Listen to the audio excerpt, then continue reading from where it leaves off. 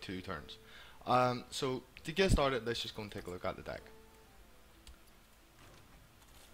This is the Shaman deck, which I put on Heartphone 1 week ago, and it's received 36,000 views and almost 75 likes so far, which I think is pretty impressive for only being up a week.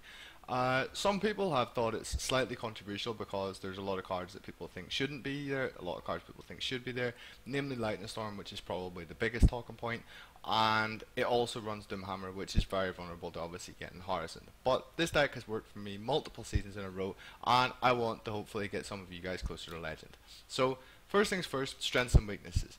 This deck is incredibly bursty. The amount of damage that this deck can put out over a couple of turns with a tiny bit of board presence is nothing short of insane.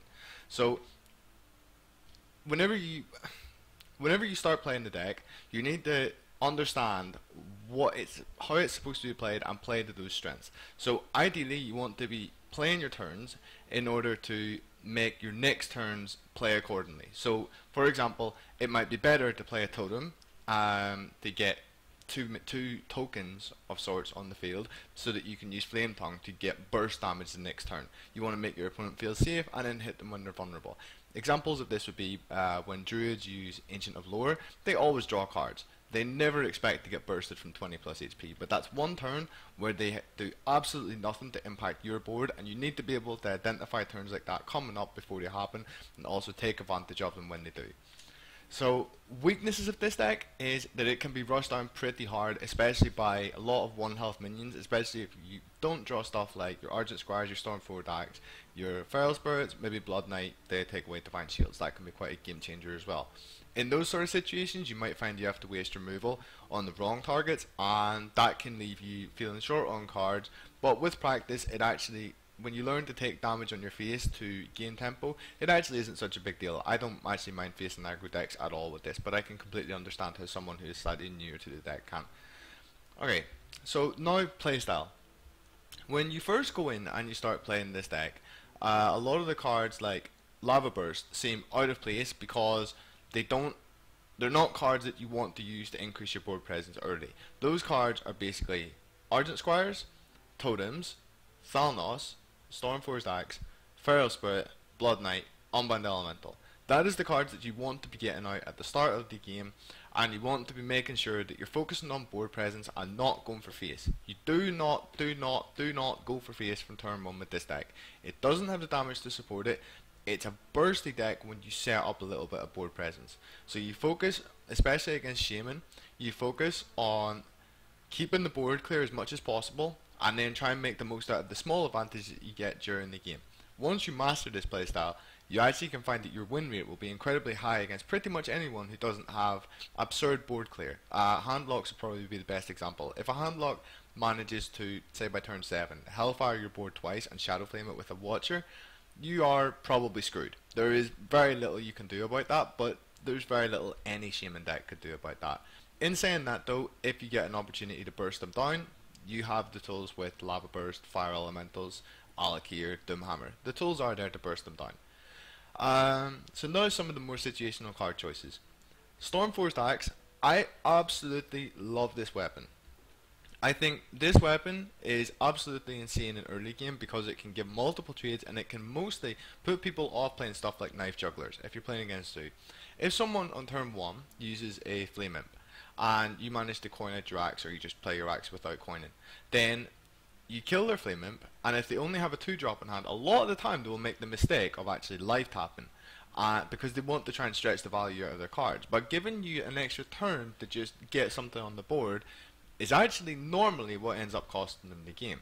So people who are inexperienced actually fall very hard to this card, which is one of the reasons I like it, because not every Shaman runs it. And I think it's a really strong card. It's also very good for baiting ooze for Doomhammer, Harrison and whatnot, because getting your Doomhammer Harrison is suicidally bad, for lack of a better word. Some of the other card choices that may seem a little bit controversial, I'll come to Lava Burst in a second. Violet Teacher. Violet Teacher is there because I feel this deck needs 4 drops. Only a couple. I am not a fan of Defender of Argus because I don't feel like it manages to get value enough to make it good. And Yeti is not as good because the tokens synergize too well with Flame Tongue. So you lose one attack to get the potential chance of baiting out AoE early from your opponent, getting synergy from Flame Tongue totems, and also, which is very important too, because every point of damage counts. If you manage to have a Violet Teacher on the field when you hex something, your token can take care of the hex, which means it doesn't cost you any damage. This actually takes away one of the biggest downsides of hex, and I think this card has too many reasons not to be in the deck. The next one would be Blood Knight, I guess. Blood Knight is a tech card. It can be Black Knight, it can be Big Game Hunter, it could be Blood Knight, it could be absolutely anything that you feel you need to deal with matchups that you're coming up against a lot. At the minute, I feel like I get a lot of value off of this card. It's my most neutral tech card because I can also use it off of my Argent Squires. I think in general this card can cause tempo swings which the opponent can really struggle to get back from. So I really like this card. Getting Hex or whatnot used on it, or getting Leroy ran into it against the handlock, that is absolutely insane value. I love this card. And Doomhammer, I don't think Shaman has that many good options for card draw. So one of the reasons I really like the Doomhammer is because it is absolutely insane value for 7 mana. You get 16 points of damage for 7 mana. Overturns, and you can combine it with Rockbiter for a finisher or just for board clear. For example, taking out 2 Yetis with Rockbiter or Doomhammer. That is, even though you take 8 damage, the value in that is absolutely huge because you cause a massive tempo swing in the game. I love this card and I would not play without it. If I felt that the meta was running Harrison a lot, I would actually just play a different class. I won't play Shaman without Doomhammer. I'm stubborn like that, I guess. Lava Burst. Lava Burst versus Lightning Storm. Lava Burst gives a Shaman deck a lot of reach, like a huge amount of reach. You can burst very hard because it's only 3 mana, because if you use it to finish you don't pay the overload cost. I feel in most games that I get more value out of this than what I would out of Lightning Storm, because I feel like Lightning Storm is only good when you have spell power. Without spell power, you use it on a 3-drop, it doesn't die, you've wasted 5 mana to do very little, have very small impact on the board, especially effective impact, because lowering a minion's HP when it doesn't kill it normally is considered a horrible play, and Lightning Storm does that a whole lot. So I don't like the card, I've learned to play without it, and I love Lava Burst because I just feel it gives the deck much more reach and much more capability to deal with stuff like Innervated Yetis. You throw Lava Burst at it, you may feel the overload, but it is a 2-for-1. They lose card advantage, you have a little bit of mana loss next turn. I would take that any day of the week. So that's my rundown on specific card choices in this deck. Next, importance of understanding what your opponent is playing. This is absolutely crucial. If your opponent is playing a deck in the high ranks, like so say rank 5 to legend, you should automatically assume that their deck is net decked or copied off of what is considered to be the best. So you should know after the first 2 cards are played, or sometimes the first card, or the first life tap in the case of a Warlock, or past turn, that it's a handlock. Or, for example, if you don't see an Argent Squire or a Loot Hoarder against a Druid, you should assume that it's Ramp or Watcher, most likely Ramp. And these sort of calls, being able to identify these and knowing which cards to use in certain situations. So, let's say for example you have an Unbound Elemental in your hand, a Rockbiter and a Lightning Bolt, but you don't have enough mana to use both. You need to remove something ASAP, so you don't want to put out the Unbound. You would nearly always choose to use Rockbiter over Lightning Bolt because you can overload the Unbound later. Even though you lose potential damage with Rockbiter, so then you have to ask yourself, is it better to have my Unbound pumped up in the next couple of turns, or is it better to have the potential damage from Doomhammer? Obviously that depends what you're against, whether or not you have it in your hand, how you feel it's going to be used in that match, but understanding how to use specific cards on specific minions is incredibly important. Knowing when to hex, for example. If you're playing against Zoo, the only targets that are really hexable in Zoo is Doomguard, a buffed Harvest Golem by Argus, and a Dark Iron Dwarf. That's pretty much it. So sometimes if I'm playing against Zoo, I would hex a Harvest Golem because I feel that I don't have the tools in my hand to deal with it, and that's fine. It's a 1-for-1.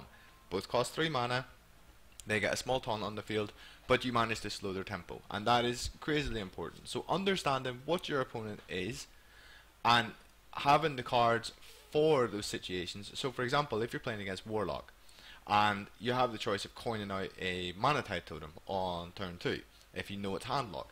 A lot of the times it's the correct call to do it, because by coining out Mana Tide, it forces them to deal with it, which means that they get their threats out later.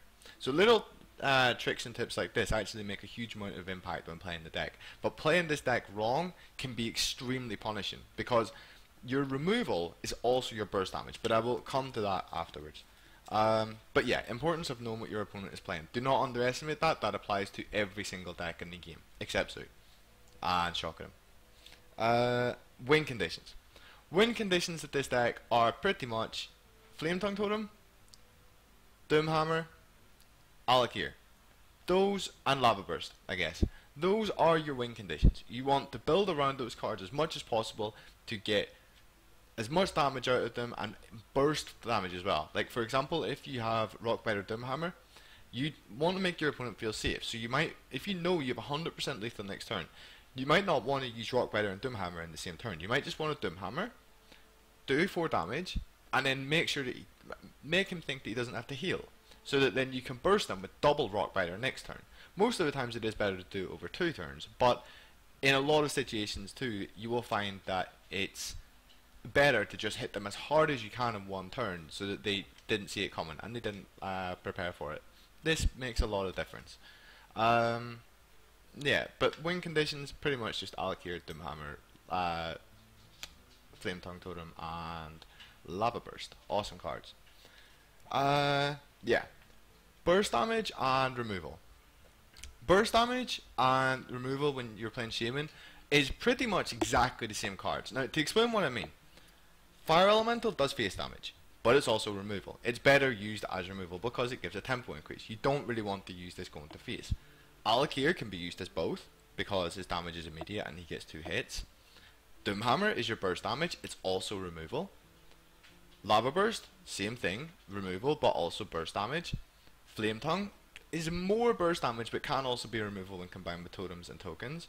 Same with Stormforge, but not so much, it's early game. And Lightning Bolt with spell power is crazy as well. And Rockbiter obviously. So all of these spells are multi-purpose, and this is something that you really have to understand when playing Shaman.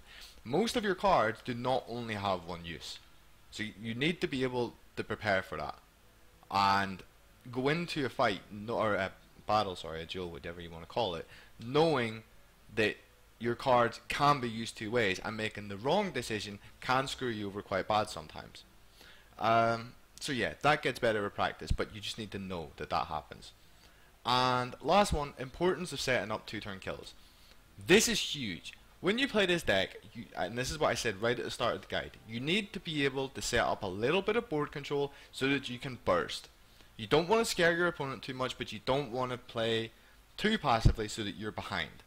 The damage that the deck can pull off is insane with the right combos. Some of these, for example, would be 2 minions on the board. So let's say Violet Teacher and Taunt Totem. You play Feral Spirit, or you play, sorry, Flame Tongue. Flame Tongue does 4 damage. So you have 7 damage between the 2 minions. And then you have your Doomhammer equipped, you Rockbiter, and you double Lava Burst. And let's even say for the lulz you Lightning Bolt. So that would be 2 mana from Flame Tongue, 1 mana from Rockbiter, 9 mana from the 2 Lava Bursts, and then Lightning Bolt. So even without Spellfire, that would be 3 damage from the Violet Teacher, which would be on the field, 4 damage from the Flame Tongue is 7, the Doomhammer combined with Rockbiter would be 10, so that's 17, Lightning Bolt would be 20, and double Lava Burst would be 30. Now, you're never going to get in a situation where you're actually able to cast all of these spells, but that's without any spell power, and does go to show you that with the right cards in hand and the right board presence, you can actually burst for crazy amounts of damage with this deck. So I hope some of you get the experience that it is actually extremely fun. But apart from the obvious with watching out for Overload, which is a Shaman basic, you need to not play loads of Overload cards expecting your next turn to just be okay. Think ahead constantly, and you will do fine. So I hope this guide helps some of you guys maybe get a little bit more confident playing the deck.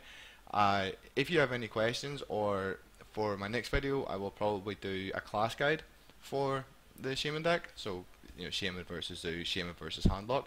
So if you guys could request that, that would be fantastic, and do that on Hearthstone please, not on the YouTube.